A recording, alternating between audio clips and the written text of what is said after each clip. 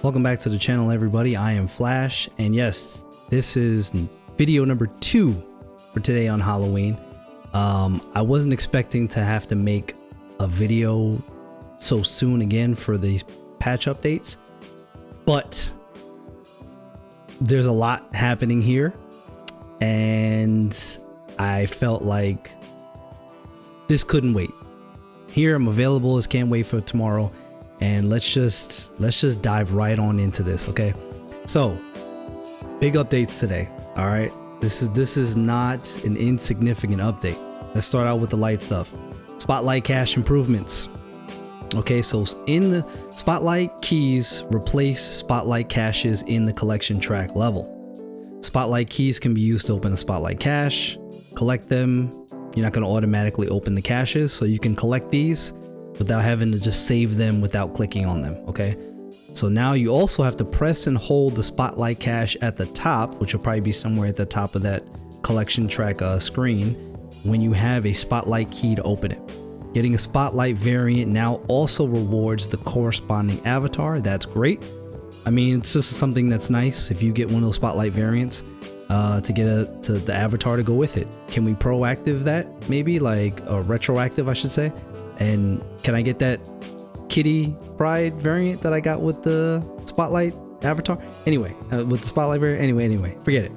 This is cool. This is perfect. This avoids you having to pile up, you know, those spotlight caches without opening them. You can just collect the keys, and then when you're ready to open a spotlight cache, hold and click at the top, and you're good to go.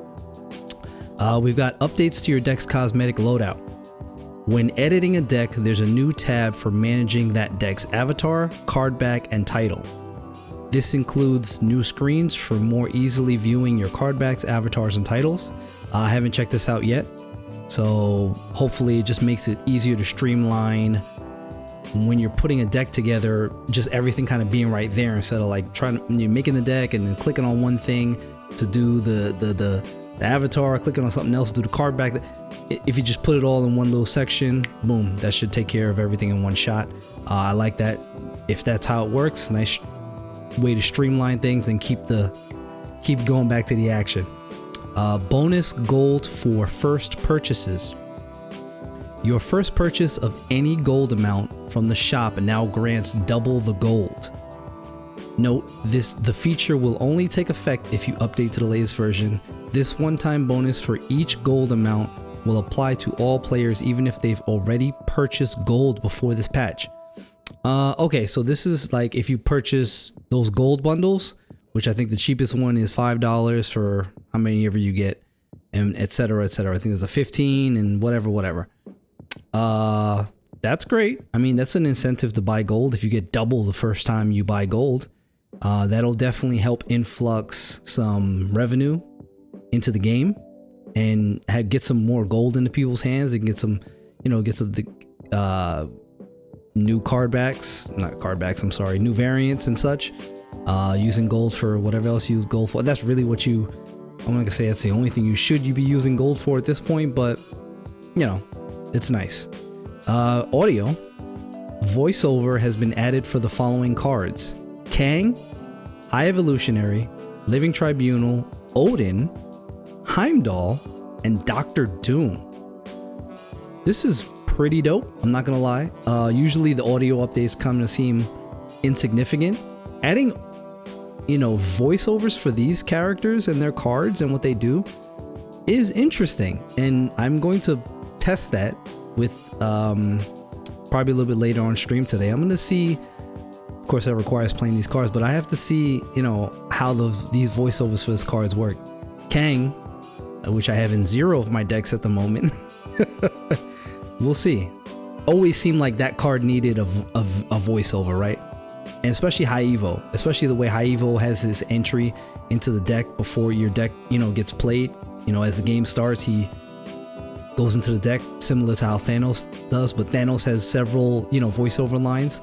It's cool to see High Evo get one as well. Yeah, Dr. Doom, like, come on, he's an iconic character. He's an S tier card in the game. Absolutely great. Collection screen.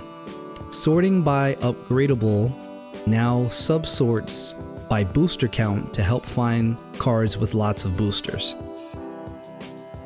Sure. Okay, so let's get to the nitty-gritty.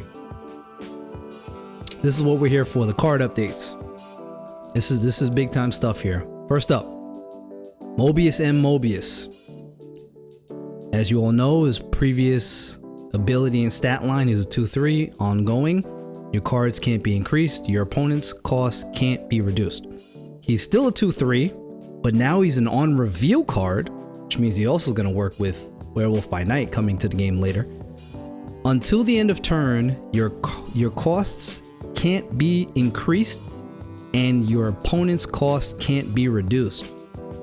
Wow, that's huge. That's a huge blow to this card that was getting played in every deck and oppressively keeping a lot of decks down, and a lot of specific card interactions down. This is, wow, for it to just be a one-turn interaction, similar to how Leech is, but Leech is even more terrorizing than this card now, especially. Wow, so it's just until end of next turn. Let's see the developer notes. Let's go through it. Mobius M Mobius has had a massive impact on the metagame, forcing a changing of the guard among top decks that saw perennial powerhouses like Zabu, Serra, and Death fall from grace in favor of decks that could push power by just playing cards for their normal energy costs. Correct. While we were eager to see the world Mobius would create, we expected to make an adjustment down the road in order to welcome cost reduction strategies back into the sunlight. Today is that day, as we're shifting Mobius to provide a temporary counter that requires good timing to maximize the effort. This makes him trickier to set aside energy for, kind of like Shadow King, and also opens up counters like Magic for decks that are hyper vulnerable to Mobius being played on turn 5.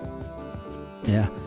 We're also interested to hear your feedback on our approach, using a new card as a tool to create a new play environment temporarily. Yep, I mean, Mobius, like I said, was oppressive, and this is an interesting, little change, and we'll see how it goes. Next up, Ravonna Renslayer. She was a 3/3, ongoing. Your cards with 1 or less power costs 1 less with a minimum of 1. She's now same text line, but she's going down to a 2/1. As some people have suspected, as several of the creators have mentioned, that she would just be better off as a 2 cost, and here it is. Developer note: Ravonna released on the weaker side. Yeah, really? And Mobius's release immediately afterward put additional pressure on her decks. You mean killing her decks? This is the sort of adjustment we'd normally be happy to make via an OTA, naturally, but we've waited until this patch because of Mobius. While Mobius was ongoing, Ravonna buffs wouldn't be as impactful as we'd like. So we're hoping this change and its timing gives her an opportunity to succeed. We did decide to keep her stats just under cost reduction Hall of Famer Zabu, because while Ravonna is more restrictive, she can also affect a wider range of powerful cards. Enabling turn 5 Arnim Zola is a little scarier than turn 3 White Queen. Yeah, absolutely. 100%. This is nice. Definitely get a chance to see how good Ravonna can be now with a energy reduction, and the change to Mobius opens up a wide range of opportunity for Ravonna. I can't wait to see some decks out there with her. Next up, Wave. Okay, here we go. Previously a 3/3 with on reveal all cards cost 4 until the end of next turn. She's now going to a 3/5. Okay. On reveal, all cards cost a maximum of 4 until end of turn. Okay. So that's kind of like they still can't, like, this is the Mobius thing. Like, Mobius can't have an effect on Wave, basically. Let's see. This is a change we've been sitting on for a while, but we didn't want to introduce such a shake-up to the metagame during a time when Wave was an important balance tool for managing specific matchups. However, the combination of Loki, Mobius, and Alioth, so many people call it Alioth that I just Anyway, and Alioth have all led to Wave seeing play in more decks than just ones looking to slow the game down and play big cards. We're seeing a lot more decks get ahead, then use Wave to slam the door. Since that's explicitly not what we want for Wave, the timing seemed right for this adjustment. Wave will no longer increase cards' cost at all. Oh, wait. Double back that sentence. Wave will no longer increase card cost at all, just reduce cards that cost 5 or more to a maximum of 4. Oh, because it's effective, beneficial to both players, we're improving her from a 3-3 to a 3-5. This change is certainly a nerf to Wave in some strategies, and we'll look at their performance to evaluate future buffs. Oh, so they just killed Wave. This is wow, you know, and I have a deck that I just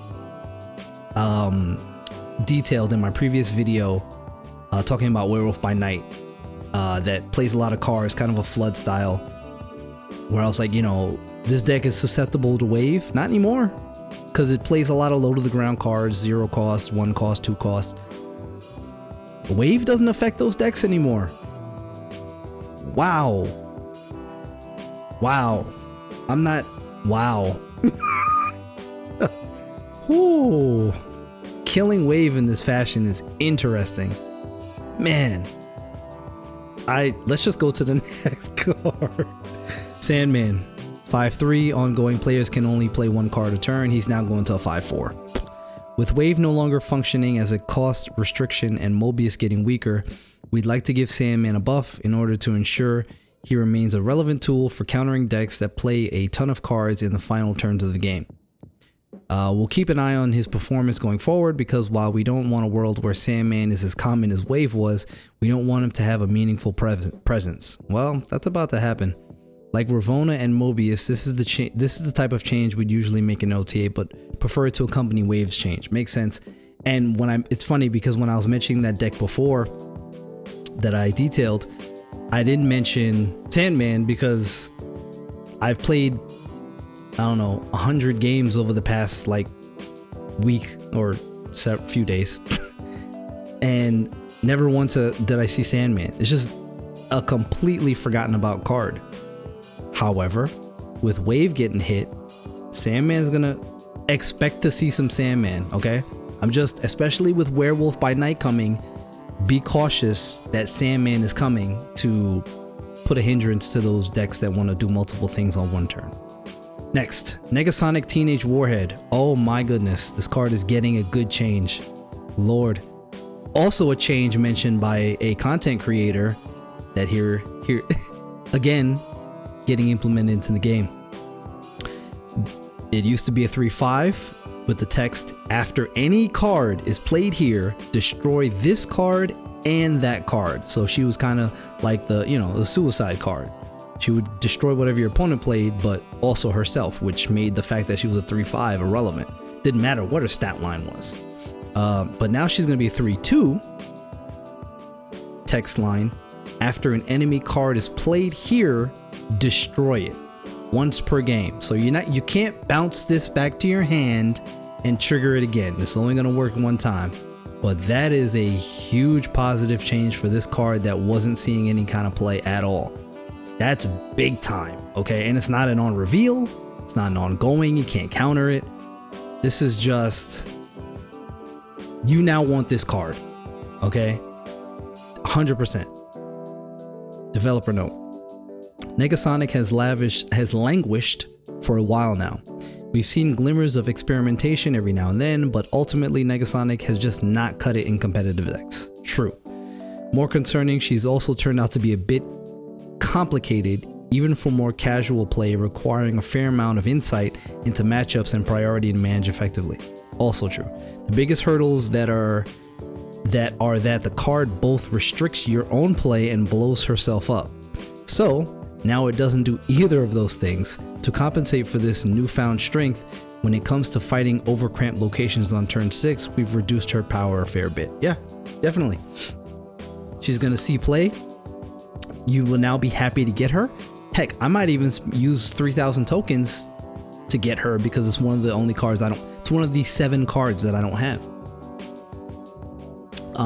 Yeah, definitely. And also, I think the buff to this card takes Spider-Man 2099 even further down the list of playability. God, that card is kind of. This change to Teenage Warhead makes Spider-Man 2099 virtually unplayable. Just putting that out there. AntMan. Okay, AntMan's just kind of getting the mojo change. So the ongoing text is changing to read, if your side of this location is full, you get +3 power. I don't need to read the developer note. This is the same change they made to Mojo not too long ago, where if you put him into Space Throne, he can still get the buff, the ongoing buff. So good change, necessary change. And Alioth, I think this is just a cosmetic thing as well, but on reveal still the same. Text line still, I mean the stat line still the same. Change now only destroys enemy cards that are still on the opponent's side, like goblins and stuff, right? This changes a functional adjustment to Alioth. Alioth, to get his text in line with how he interacts with control changing effects like Hobgoblin. Okay, basically, cards like Hobgoblin, Green Goblin, where your opponent would play it on their side, and then it would come over to your side, and Alioth would still destroy it even though it was sitting on your side.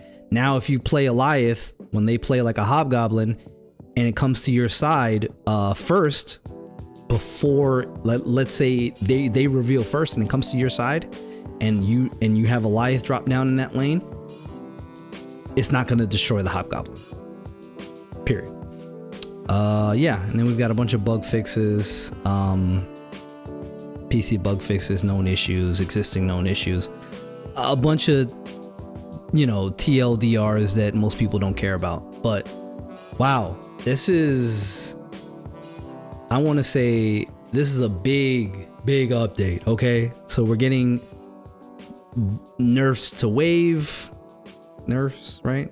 Buffs to like cards that weren't getting played, like, you know, Negga Sonic, Teenage Warhead. Wow, this is a significant change to the game today, with a brand new card coming into the game. We're getting those changes to the Spotlight Cache collection level. You know, some cool new voiceovers that I want to check out. This is a good change, positive changes. A change to Mobius, like, man, Mobius was terrorizing so many decks, like, that just couldn't get played. So get ready to see a crap ton of Sarah again, and Zabu, and, you know, we got that, you know, buff to Ravonna. Those decks are coming back. They're gonna flood back to the game today. I promise you that. You're gonna have to get real creative with how you play that Mobius against those decks. Good luck with that. But that's it. That's it for this video. I hope this wasn't too long. I like to, when these patch notes come out, I like to get as much detail in them about them as possible. I'm Flash. I will catch you guys on the next video. Peace out.